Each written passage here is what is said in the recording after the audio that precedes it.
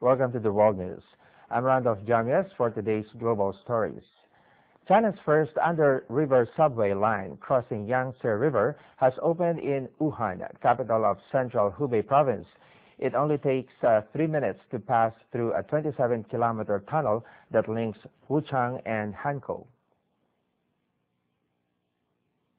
Trains started operating on Friday morning at a speed of 80 kilometers per hour.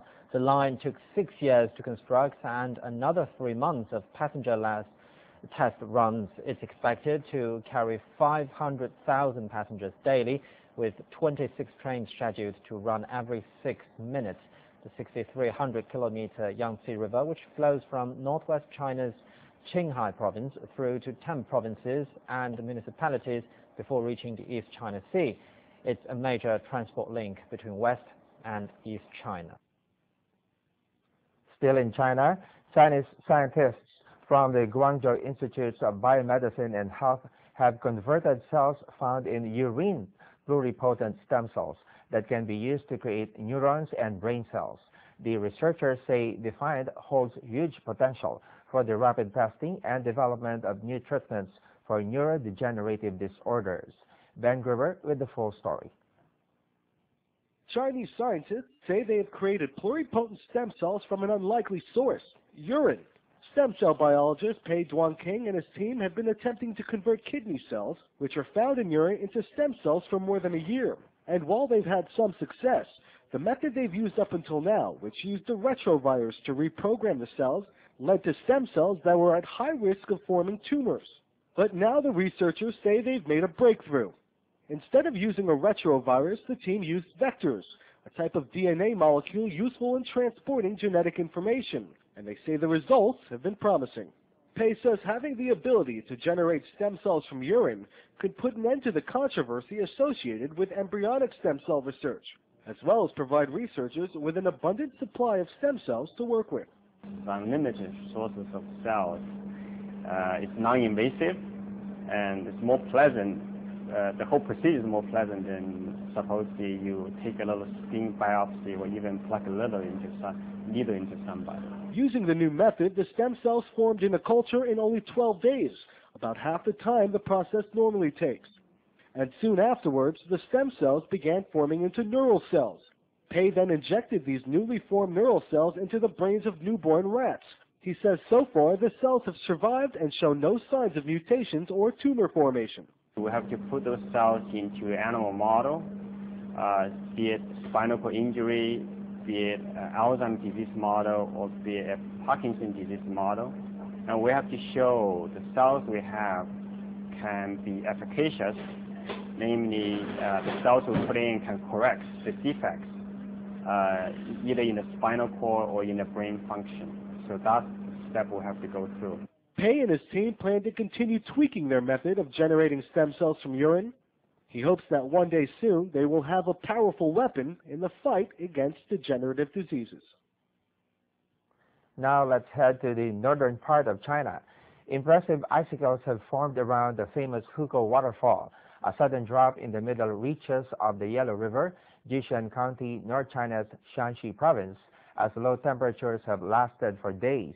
All shapes and sizes of icicles are seen on both sides of the waterfall, and the rapid water has gradually become ice-bound, with blocks or pillars drifted from the upstream. The thickest ice has reached 10 meters by the river banks. Due to the ever-increasing icicles icing up, the Hukou waterfall has narrowed to 50 meters from 300 before winter set in. Moving on, scientists on a deep-sea drilling expedition off the coast of Costa Rica have ventured into the Earth's own unexplored frontier, retrieving rock and gas samples deep within the planet's crust that experts say could answer some of the science's biggest questions about the origins and workings of the Earth. The waters near Costa Rica, where the crust is thinnest and the mantle not as deeply buried, are an ideal location for the expedition. Some areas of the Pacific are also opened by faults, which allows for lower crystal rocks, allowing scientists to easily obtain samples on the seafloor. University of Victoria scientist Catherine Gillis said the expedition's findings could potentially reveal new insights on the planet's inner workings.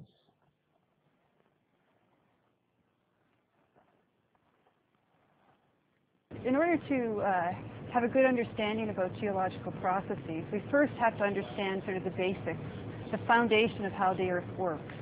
And so this is going to enable us to understand how the ocean crust gets formed and then evolves. Now, underneath Costa Rica, the subduction zone is bringing ocean crust beneath Costa Rica. So we're learning first how the ocean crust gets generated at what we call a mid-ocean ridge, and then later gets transformed and can get subducted underneath continents. So we're going to be going from Costa Rica about 2,000 kilometers to the west near the equator, and we're going to be drilling samples that in their earlier life used to reside about 4 kilometers below the seafloor. And so special geology has brought these rocks to the Earth's floor, and we're going to drill through about 4.5 kilometers of water into these rocks that form very deep in the Earth. And our goal of the cruise is to understand how the floor of the ocean gets built over time. Experts hope to get a better understanding of the tectonic plate movements that set off earthquakes and volcanic activities. We learn about how it was formed, what's happened since it's been formed, and have an understanding of the Earth's processes that occur, and have a better understanding of our Earth in general and how it might affect, for instance, here in Costa Rica, earthquake history, why we have earthquakes, at what frequency we have them, and also affecting on land the volcanism. Costa Rica is located along the Pacific Ring of Fire, an area where a large number of earthquakes and volcanic eruptions occur deep in the basin of the Pacific Ocean. In South Dakota of the United States, buffaloes are back on the Great Plains, signaling a boom in bison burgers and other healthy meat choices. Ranchers say the animal, a symbol of the American West, is also helping revive the unique ecosystem. Let's have the full report. Free to roam the sea of grass, American bison are a symbol of the Great Plains. Wild buffalo once roamed here by the millions before being wiped out during westward expansion. Today, they are found almost exclusively on ranches, but their numbers are growing. I definitely feel that the market for buffalo is booming right now. It's a strong market, and it's gone up strongly in the last few years, and it's holding pretty steady right now. 200,000 animals are being raised for consumption in the U.S. Production is double what it was 5 years ago. Consumers are acquiring a taste for meat billed as a healthy alternative to beef, with a romantic Native American past to boot. Well, bison is the salmon of the prairie. Everyone brags about how great salmon is, rich in omega-3 fat, very low saturated fat, loaded with other nutrients, macronutrients. The buffalo is the same thing.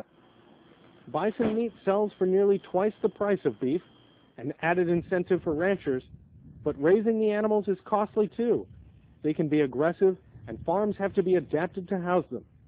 But some ranchers see bison as a vital part of the plains ecosystem, and say it's as much about getting back to American roots as it is big profits. All they have in them is water, sunshine, grass. That's it. That's it. It's as simple as that. There are no hormones, there are no antibiotics, there's no confinement, and that we're trying to get as close to a natural setting as is possible in the 21st century. Modern industrial agricultural practices dominate the nation's heartland. The bison boom could play a role in bringing parts of this unique ecosystem closer to its natural state. In sports, Britain's world number 3, Andy Murray, lost 6-3, 6-4 to Janko Tipsarevic at the Mubadai World Tennis Championship in Abu Dhabi on Thursday. The U.S. Open champion made a faltering start to the new season in the 6-man exhibition event, making numerous unforced errors on his way to defeat at the hands of Serbian world number 9, Tipsarevic. The day's other match saw Spain's David Ferrer beat Tomas Berdych of the Czech Republic 6-2, 6-4 to set up a semi-final meeting with world number 1 Novak Djokovic of Serbia. The tournament sees 6 players compete in a single elimination series of matches, with 2 players, Djokovic and Almagro, being given a bye from Thursday's matches. Semi-final matches will take place on Friday and consolation matches taking place on Sunday.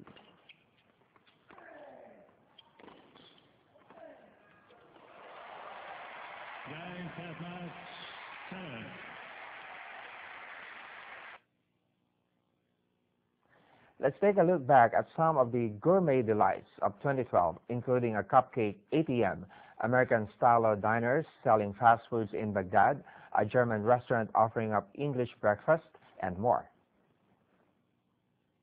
In the wake of the Queen's Jubilee celebrations and the 2012 Olympic Games, a London-themed restaurant in Berlin started to promote English cuisine. Here at this restaurant in Berlin, a classic full English breakfast is frying away on the griddle. Eggs, tomatoes, mushrooms, and a healthy serving of bacon, all fried in butter before being served up with bread and baked beans. For those with more adventurous taste buds, Cambodia might just have something in store for you. Eating insects first became widespread in Cambodia when people were starving under the Khmer Rouge in the mid-1970s. Today, the practice has become very popular. Here, crickets, cockroaches, and spiders are fried in crushed garlic, sugar, salt, and chilies and served in a small plastic bag like a packet of crisps.